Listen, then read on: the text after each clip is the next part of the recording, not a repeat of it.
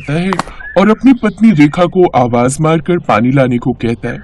कुछ ही देर में रेखा पानी का गिलास लिए सोहन के पास आती है। क्या हुआ जी, आज आपकी तबीयत खराब लग रही है, आज काम ज्यादा था क्या? काम ज्यादा नहीं था, करवाया ज्यादा है। तुम तो जानती हो ना, इस पूरे गांव में कोई भी अपनी बेटी को पढ़ने नहीं भेजता सिवाय हमारे। तो आज जमींदार साहब ने मुझे कहा कि मैं भी अपनी सविता को विद्यालय न भेजूं। मैंने मना कर दिया तो गुस्से में मुझसे आज 2 गुना वजन उठवाया। बताओ ये क्या बात है? अरे अब हम अपनी बेटी के लिए खुद कुछ कर रहे हैं, लोगों को वो भी गवारा नहीं है। कोई नहीं, लोगों को जो करना है करें।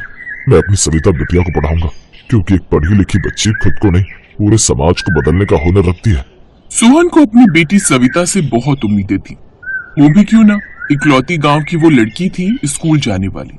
एक दोपहर सविता स्कूल से जल्दी घर आ जाती है तो रेखा उससे बोलती है, अरे सविता क्या हुआ, आज जल्दी आ गई?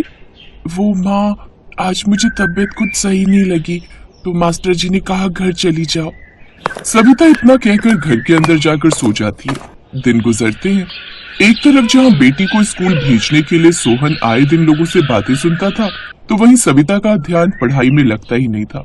वो अक्सर स्कूल से वापस आकर सिर्फ सो जाती थी, न कभी स्कूल से बिना काम करना, न कभी घर पर किताब खोलना। एक शाम सोहन काम से लौट रहा था, तभी रास्ते में उसको सविता के स्कूल के हेडमास्टर ब्रजेश मेहता दिखते हैं। मास्टर जी नमस्ते, कैसे हैं आप? मैं ठीक हूँ, लेकिन आप कौन है? मैं सविता का पिता, वही लड़की जो आपके विद्यालय आती है। एक ही लड़की तो है मास्टर जी। अरे वो लड़की तुम्हारी एक ही दिन आई थी, उसके बाद तो नहीं देखा मैंने उसे कभी स्कूल में। क्या? लेकिन पिछले 2 हफ्ते से तो वो लगातार पाठशाला जा रही है। लो जी, पहले लोग अपनी बेटियों को स्कूल नहीं भेजते, अब जिसकी बेटी आ रही है वो भी बहाने बनाकर पता नहीं कहाँ जा रही है 2 हफ्ते से। ऐसा करो, कल से उसको घर ही रखो। हेडमास्टर इतना कहकर वहाँ से चला जाता है, लेकिन ये सुनकर सोहन के पैरों तले जमीन खिसक गई। वो गुस्से में तिलमिलाता हुआ घर आता है और सविता सविता चिल्लाने लगता है।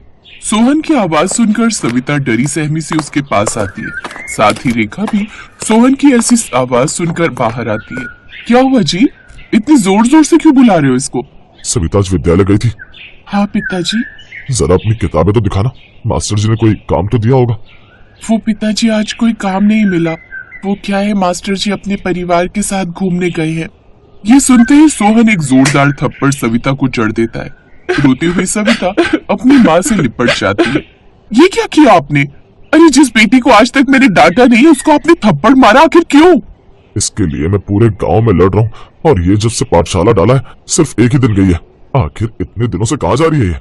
सोहन की बात सुनकर रेखा बहुत हैरान होती है, लेकिन वो शांत रहकर बड़े ही प्यार से सविता को चुप करवाकर उससे विद्यालय न जाने का कारण पूछती है, जिस पर सविता रोते हुए बोलती है, माँ, जब पहले दिन पिताजी मुझे स्कूल छोड़कर गए, कुछ देर में वहाँ पढ़ने वाले और बच्चों ने मुझे परेशान करना शुरू कर दिया। मास्टर जी की कक्षा से जाते उन्होंने मेरी किताबें फाड़ दी और मेरी चोटी खींची। मुझे बहुत परेशान किया माँ, लेकिन मुझे डर था कि मेरे पिताजी और आपको ये बताए तो आप दोनों मुझे शायद दोबारा स्कूल न भेजो। इसलिए अगले दिन से विद्यालय में जाने की जगह उसके पीछे से खिड़की में से चोरी छुपे पढ़ने लगी। क्या बेटा, तूने मुझे क्यों नहीं बताया? तेरा बाप गरीब है लेकिन कमजोर नहीं। मैं तुझे पढ़ाना चाहता हूँ, क्योंकि मैं मानता हूँ शिक्षा सभी का अधिकार है। हमें ये हक हमारे माँ बाप नहीं दिला पाए, लेकिन मैं तुझे दिला कर रहूंगा। सोहन ने सविता से उसके ऊपर हाथ उठाने के लिए माफी मांगी और अगले दिन वो सविता को पाठशाला छोड़कर आया और खुद विद्यालय खत्म होने तक स्कूल के बाहर रहा। जब ये सब बच्चों को पता लगा कि सविता के पिता बाहर ही हैं, तो किसी में इतनी हिम्मत नहीं हुई कि सविता को परेशान करे। कुछ समय में सविता में खुद इतना साहस आ गया कि वो बिना सोहन की मदद के विद्यालय में अच्छे से पढ़ाई करने लगी और किसी की गलत बात का विरोध भी करने लगी। समय बीतता गया, सविता अपनी हर कक्षा में अव्वल आती और पूरा गांव ये देखकर सविता को कोसता, लेकिन वो पीछे नहीं हटी। एक शाम सविता रेखा के साथ बाजार से घर आ रही थी, तभी गांव की दुकान से राशन लेकर आ रही कल्याणी से रेखा के अनजाने में हुई टक्कर से कल्याणी का राशन नीचे गिर जाता है। लो, कर दिया नुकसान। अरे रेखा, माना बेटी को पढ़ाने लिखाने में तो दूसरों की बातों पर गौर नहीं देती, लेकिन कम से कम सामने से आते इंसान पर तो गौर कर। माफ करना कल्याणी बहन, सविता मुझे आज स्कूल में क्या पढ़ा वही बता रही थी, इसलिए ध्यान नहीं दिया। मैं उठवा देती हूँ। माँ, मैं भी मदद करती हूँ। सविता सामान वापस थैले में डालते हुए पैकेट में लिखी एक्सपायर डेट पढ़ लेती है। वो 3 से 4 सामान की अंतिम तिथि पढ़ती है तो वो सब 2 महीने पहले एक्सपायर हो चुके होते हैं। ये देखकर वो बोलती है, काकी आपने जो सामान लिया है उसमें से आधे से ज्यादा खराब हो चुका है, उसकी एक्सपायरी डेट निकल चुकी है। कौन सी डेट? डेट नहीं, डेट यानी कि अंतिम तारीख। इस सामान को इस्तेमाल करने की 2 महीने पहले की है। अब ये सामान खाने योग्य नहीं है, इसको खाकर आप और आपका परिवार बीमार हो जाएगा। सविता की बात सुनकर कल्याणी सोच में पड़ जाती है, क्योंकि कुछ महीने से उसके परिवार में आए दिन कोई न कोई बीमार तो हो रहा था। ए सविता, सही से समझाओ जरा। सविता कल्याणी को एक्सपायरी डेट के बारे में सब अच्छे से समझाती है और साथ में कल्याणी के सामान का बिल भी देखती है, जिसमें सामान के असल प्राइस से ज्यादा पैसे लिखे थे। ये सब जानकर कल्याणी को बहुत गुस्सा आता है। वो सविता और रेखा को साथ लेकर गांव के साहूकार की राशन की दुकान पर जाती है और सारा राशन उसके सामने फेंकते हुए बोलती है, क्या रे साहूकार, इतने पैसे लेकर तुम हमको ये खराब हुआ सामान देते हो? इतने महीनों से समझ नहीं आ रहा था कि काहे हमारे घर के लोगों की तबीयत खराब हो रही है, लेकिन अब समझ आ गया। ये क्या बकवास कर रही हो? मैंने कोई खराब सामान नहीं दिया। किसने कहा तुम्हें? मैंने, क्योंकि इन सभी सामान की एक्सपायरी डेट निकल चुकी है। साथ में आपने असल प्राइस से ज्यादा पैसे लिए हर सामान के। अरे ऐसा नहीं है, ये पागल है। तुम क्या बच्चे की बात में आ रही हो? अरे 4 अक्षर पढ़ के ये तुमको गुमराह कर रही है। दुकान पर खड़े और लोग भी अपने सामान की जांच करते हैं और सब सविता को अपना सामान दिखाकर उससे अपने सामान के बारे में पूछते हैं। तभी हेडमास्टर ब्रिजेश वहां आता है और सारा मामला जानने के बाद वो खुद सामान देखता है। सविता बिल्कुल सही कह रही है। ये साहूकार तुम सबको खराब सामान देकर और पैसे ज्यादा लेकर बेवकूफ बना रहा है। ये सुनकर लोगों का गुस्सा साहूकार पर फूट पड़ता है और वो मजबूरन सबके ज्यादा लिए पैसे वापस देकर उनको सामान बदल कर देता है। ज्यादा मुनाफा कमाने के चलते आज साहूकार का सच तो सबके सामने आ गया, लेकिन साथ ही सविता के पढ़ने लिखने का फायदा जब आज इतने लोगों को मिला तो उनको समझ आया कि बेटी को पढ़ाना लिखाना कितना जरूरी है।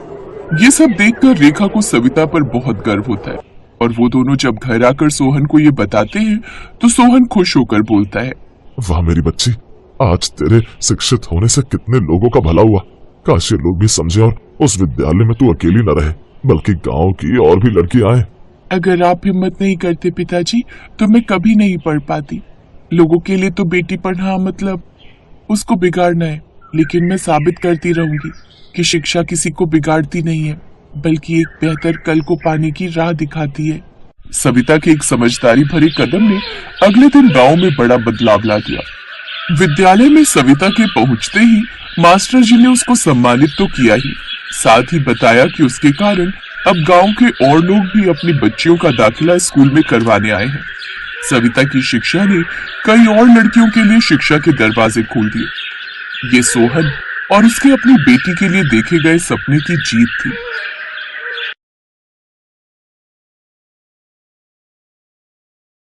रश्मि की उम्र यही कोई 20-22 साल की होगी। 2 साल पहले बस दुर्घटना में उसके माता पिता का देहांत हो चुका था। उसका इस दुनिया में अपना कहने वाला कोई भी नहीं था। रश्मि को पढ़ने का बहुत शौक था। उसके पिता उसे कलेक्टर बनाना चाहते थे। उन्होंने रश्मि की पढ़ाई में कोई कसर नहीं छोड़ी, मगर उनकी अचानक हुई मौत से जैसे रश्मि के सारे सपने बिखरने लगे। घर में जो कुछ भी जमा पूंजी बची थी उससे रश्मि ने किसी तरह अपने कॉलेज की पढ़ाई पूरी की। उसके मन में अभी भी कलेक्टर बनने का सपना फल फूल रहा था, मगर पैसे की समस्या मुंह बाए खड़ी थी। पर रश्मि ने भी हार नहीं मानी।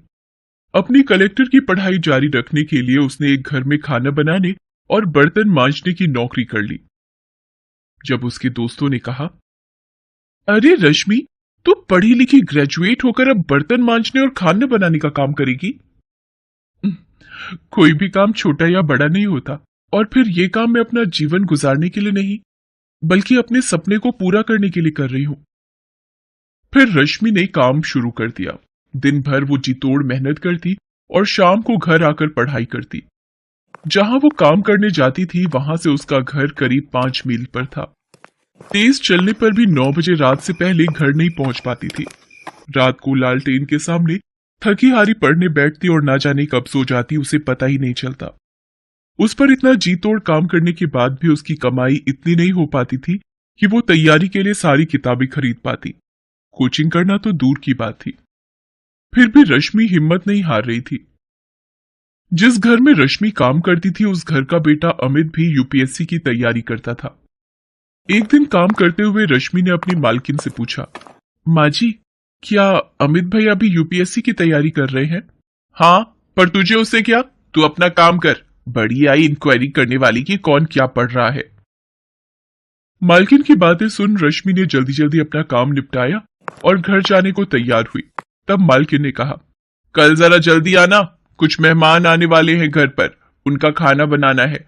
तेरे जो एक्स्ट्रा पैसे लगेंगे मैं दे दूंगी। माँ जी, मुझे पैसे नहीं चाहिए। अगर अमित भैया की पुरानी यूपीएससी की किताबें मुझे मिल जाए तो बड़ी मेहरबानी होगी। तभी अमित वहां आ जाता है। रश्मि की आंख